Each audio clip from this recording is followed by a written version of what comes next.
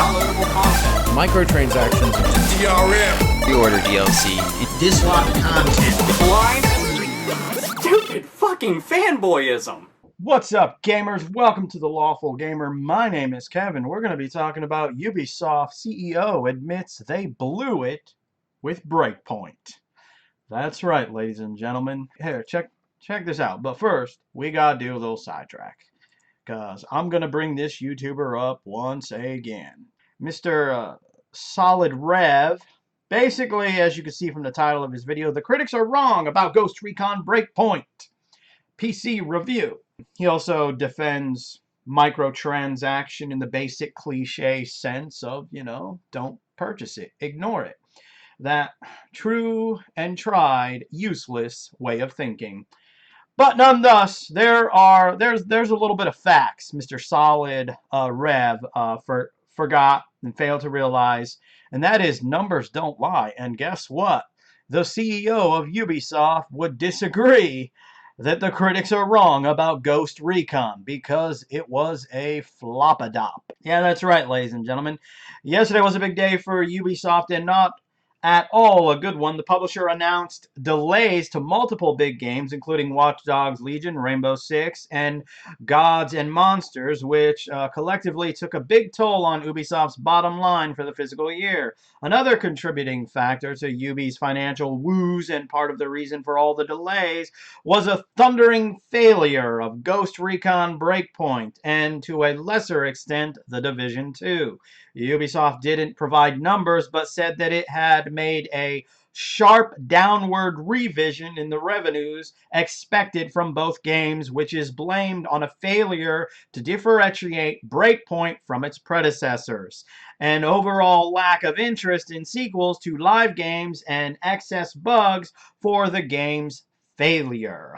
In a post-announcement conference call, Ubisoft CEO Yevis made point that, well, Breakpoint will naturally be compared to Ghost Recon Wildlands. It's not a fair comparison because Wildlands has had years to get its act together. That's a lesson that applies to live games across the board. Sequels to live games cannot be handled in the same way as they were with standard start-to-finish games. Let me pause real quick, and that, my friend, is bullshit.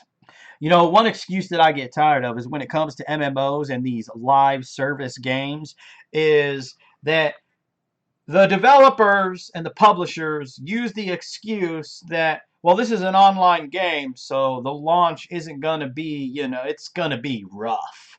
It wouldn't be rough if you would actually learn from the mistakes that you made the first time. Because literally, there is absolutely no solid rebuttal for why any MMO, even if they're developed by a completely different developing company, even if that developing company has never made an MMO or even a live service game, there is no sound logical rebuttal that in 2019, game developers are still making the same mistakes that they have been making for years, or that their competition has been making for years, because they lack the capacity to, do their fucking job.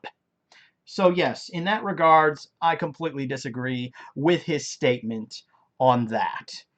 No, you can compare it, and you should compare it.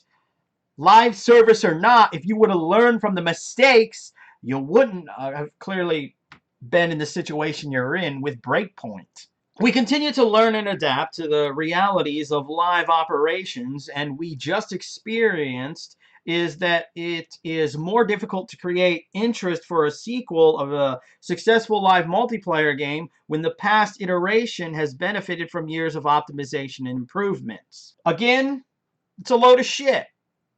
That is factually a load of shit.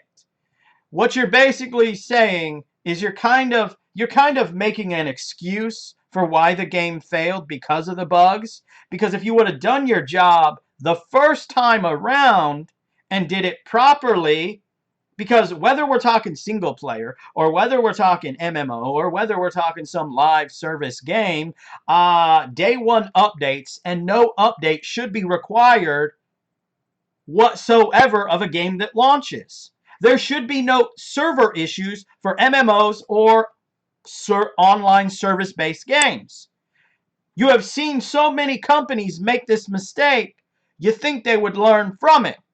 Sometimes they themselves make the mistake, but apparently they're not going to fix it. They're just going to continue to use it as a crutch to fall back on when their game is released broken haphazardly and their servers can't handle the amount of people that are going to it. Because apparently a lot of these CEOs and game developers haven't learned the old wisdom of learn from your fucking mistakes. And, or, you know, learn from the mistakes of other people as well. That applies to a business, regardless of what business we're talking about. All right. With so many learnings and built-in confidence from our teams, we wrongly believe that after a 30 to 36 month gap between releases, players would be ready to enjoy new adventures of our live games.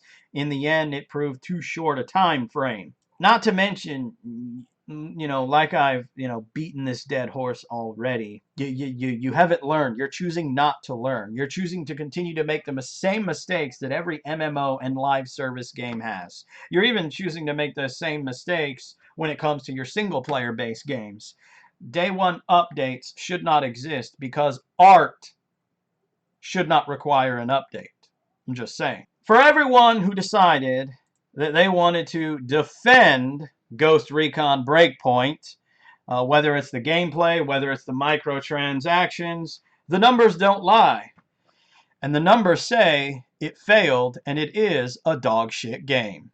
Anyway, I hope you enjoyed this quick video in some fashion or form. And remember, gamers, if you're not voicing your thoughts and concerns about the bullshit that is Ghost Recon Breakpoint, you just might be a part of the motherfucking problem.